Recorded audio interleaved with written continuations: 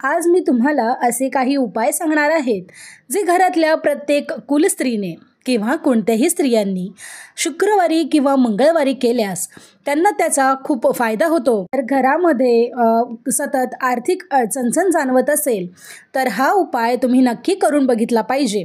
किंवा घरात पैसा तर येतो मात्र तो टिकत नाही, यासाठी सुद्धा हे उपाय अतिशय फायदेशीर ठरणार आहेत। हे उपाय कोणते ते मी तुम्हाला सांगणारच आहे, पण तत्पूर्वी जर तुम्ही माझ्या चॅनलवर नवीन असाल तर चॅनलला सबस्क्राईब करून बाजूला दिलेले बेल आयकॉन ऑलवर क्लिक करा। व्हिडिओ आवडला तर कमेंटमध्ये जय लक्ष्मी माता नक्की लिहा। याशिवाय व्हिडिओला लाईक करा आणि सगळ्यांबरोबर शेअरसुद्धा करा। चला तर मग व्हिडिओला सुरुवात करूया। देवीची भक्ती, उपासना, आराधना आपण सगळेच जण करत असतो, पण तंत्र साधना ही सुद्धा खूप महत्त्वाची आहे।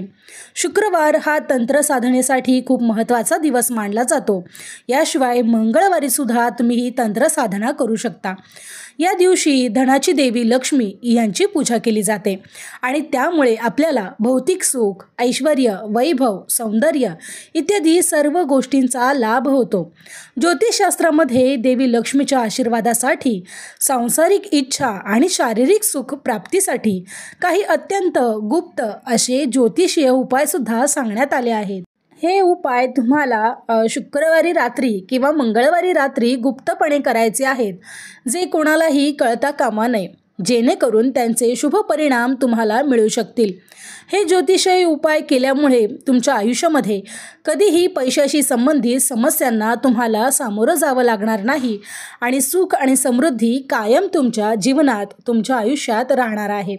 संपत्ती, समृद्धी आणि आनंदासाठी शुक्रवारी किंवा मंगळवारी मध्यरात्री तुम्हाला अष्टलक्ष्मी म्हणजेच देवी लक्ष्मीची जी 8 रूपं आहेत, वेगवेगळी 8 रूपं आहेत, त्यांची विधिवत पूजा करायची आहे। यानंतर तुम्हाला कणकधारा स्तोत्राचं पठण करायचं आहे।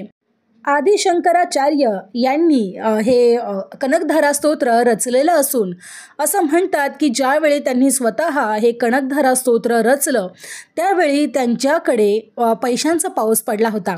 आता हे शब्दशः खरं नसलं तरीही गरिबीतून वर काढण्यासाठी किंवा तुमची आर्थिक परिस्थिती सुधारण्यासाठी कनकधारा स्तोत्र आणि देवी लक्ष्मीची पूजा ही अतिशय महत्त्वाची ठरते।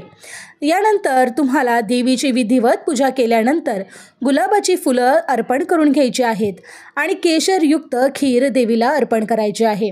खीर ही देवीला अतिशय प्रिय आहे, त्यामुळे तिचा आवडता नैवेद्य जर तुम्ही तिला अर्पण केलात तर तो नैवेद्य नक्कीच तिच्यापर्यंत पोहोचणार आहे। ही पूजा करण्याआधी घरच्यांना तुम्हाला कल्पना द्यायची आहे, जेणेकरून तुम्ही पूजेला बसल्यानंतर त्यामध्ये कोणताही अडथळा येणार नाही। त्या दृष्टीने मध्यरात्रीची वेळ सांगितली गेली आहे। तुम्हाला लक्षात असेल, लक्ष्मीपूजनच्या दिवशी आपण रात्री 12 वाजेपर्यंत जागे राहतो।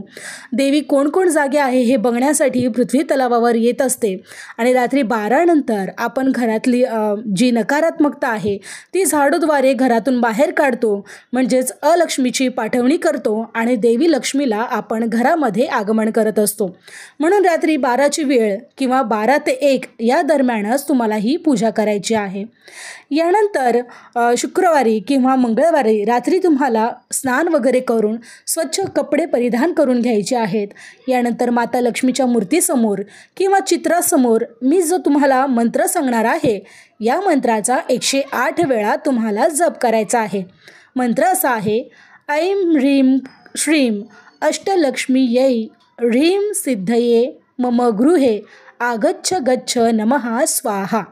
याचा अर्थ असा होतो की अष्टलक्ष्मी म्हणजेच 8 लक्ष्मी ज्या आहेत, ज्या धान्याच्या रूपाने, लक्ष्मी पैशाच्या रूपाने, समृद्धीच्या रूपाने, पुत्राच्या रूपाने, या प्रत्येक लक्ष्मी तुमच्या घरी तुम्ही आगमन करणार आहात आणि श्री लक्ष्मी सुक्ताचा पाठसुद्धा तुम्ही करू शकता। असे केल्याने तुम्हाला देवी लक्ष्मीची कृपा प्राप्त होईलच, याशिवाय पैशाशी संबंधित ज्या काही समस्या असतील त्या सगळ्यांपासून तुम्हाला मुक्ती मिळणार आहे। यानंतर तुम्हाला शुक्रवारी किंवा मंगळवारी सूर्यास्तानंतर स्नान करून स्वच्छ वस्त्र परिधान केल्यानंतर ज्यावेळी तुम्ही देवी लक्ष्मीसमोर बसून तुपाचा दिवा लावणार आहात, त्यानंतर तुम्हाला एखादा छोटासा डब्बा घ्यायचा आहे। मग तो प्लास्टिकचा असेल किंवा कोणताही छोटासा डब्बी तुम्ही घेतली तरीसुद्धा चालेल। यानंतर या डब्बीमध्ये तुम्हाला मीठ भरून ठेवायचं आहे आणि हे मीठ तुम्हाला लाल कपड्यावर ठेवायचं आहे। त्यानंतर माता लक्ष्मीच्या बीजमंत्राचा 1000 वेळा जप करायचा आहे। यानंतर मिठाच्या डब्यामध्ये तुम्हाला लवंग टाकून मग माता लक्ष्मीची आरती करायची आहे। आरतीनंतर तो छोटासा डब्बा जो आहे, जो लाल कपड्यामध्ये तुम्ही ठेवला होता, याला लाल कपड्यातच बांधून माता लक्ष्मीची तुम्हाला आरती करायची आहे आणि त्या कपड्याला तुम्ही बांधून तिजोरीमध्ये किंवा कपाटात ज्या ठिकाणी तुम्ही तुमचे पैसे ठेवता अशा ठिकाणी किंवा संपत्ती ठेवता अशा ठिकाणी तुम्हाला तो डब्बा ठेवून द्यायचा आहे। असं तुम्हाला सलग 10 मंगळवार किंवा 10 शुक्रवार करायचं आहे। या उपायामुळे धन आकर्षित होतं आणि माता लक्ष्मीच्या कृपेने आयुष्यात आनंदसुद्धा प्रस्थापित होतो। यानंतर शुक्रवारी किंवा मंगळवारी संध्याकाळी शिवलिंगावर सुद्धा तुम्ही दुधाचा अभिषेक करायचा आहे आणि गरजू व्यक्तीला साखर दान करायचे आहे। तुम्हाला माहिती आहे का, साखर दान केल्यामुळे आपल्या कुंडलीतील शुक्र अतिशय मजबूत व्हायला मदत होते। शुक्र ग्रह हे संपत्तीचे, ऐश्वर्याचे, याशिवाय वैभवाचे कारक आहेत। पैसा, संपत्ती यासाठी तुमचा शुक्र जर मजबूत असेल तर तुमच्याकडे कधीही धनाची कमतरता भासणार नाही। याशिवाय लहान मुलांना तुम्ही बत्तासेसुद्धा खायला घालू शकता। असं केल्यामुळे तुमच्या कुंडलीतील शुक्राची स्थिती सुधारते आणि भौतिक सुख आणि सुविधांमध्ये वाढ होते। यासोबतच नोकरी आणि व्यवसायातसुद्धा प्रगती होण्यासाठी यापासून मदतच मिळते। याशिवाय तुम्हाला आणखीन एक बोनस टिप मी सांगणार आहे, ती म्हणजे तुमच्याकडे जर खडीसाखर असेल तर घ्या आणि नसेल तर ती नक्की आणा। मंगळवारी किंवा शुक्रवारच्या दिवशी तुम्हाला हा उपाय करायचा आहे। खडीसाखर घेऊन ती तुम्ही एखाद्या कपड्यामध्ये किंवा एखाद्या कागदामध्ये घ्यायची आहे आणि ही कागदामध्ये गुंडाळलेली खडीसाखर शुक्रवारच्या दिवशी किंवा मंगळवारच्या दिवशी तुम्हाला तुमच्या तांदळाच्या डब्यात ठेवायची आहे। असे केल्यामुळे सुद्धा तुमच्या घरामध्ये कधीही धनाची आणि धान्याची कमतरता भासत नाही। शुक्रवारी किंवा मंगळवारी लक्ष्मीची मूर्ती किंवा चित्रासमोर तुमच्याकडे जर तसबीर असेल तर तसबिरीसमोर जे आपण देवीला बसण्यासाठी आसन ठेवलं आहे, या आसनावर श्रीयंत्र नक्की ठेवायचं आहे। याशिवाय देवीला आवडते अशा कवड्या तुमच्याकडे असतील तर कवड्या ठेवू शकता। दक्षिणावरती शंखाची स्थापनासुद्धा करू शकता।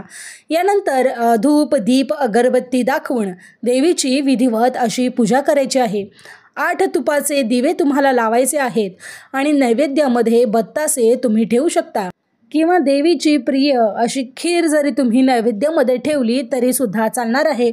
तुपाचे दिवे तुम्हाला लावून घ्यायचे आहेत आणि विधिवत अशी देवीची पूजा करून 108 वेळा तिचा जप करायचा आहे।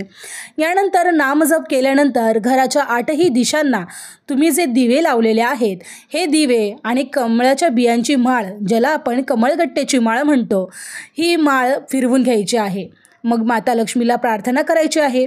या उपासनेने संतुष्ट होऊन माता लक्ष्मी तुमच्यावर कृपा करेल असं ज्योतिषशास्त्रात सुद्धा सांगितलं आहे। तर मग मंडळी, ही माहिती तुम्हाला कशी वाटली मला कमेंट बॉक्समध्ये सांगायला विसरू नका। माहिती आवडली असेल तर व्हिडिओला लाईक करा। याशिवाय कमेंटमध्ये जय लक्ष्मी माता नक्की लिहा। व्हिडिओला सगळ्यांबरोबर शेअरसुद्धा करा। चला तर मग भेटूया अशाच एका नवीन व्हिडिओमध्ये अशाच महत्त्वपूर्ण माहितीसह। तोपर्यंत धन्यवाद।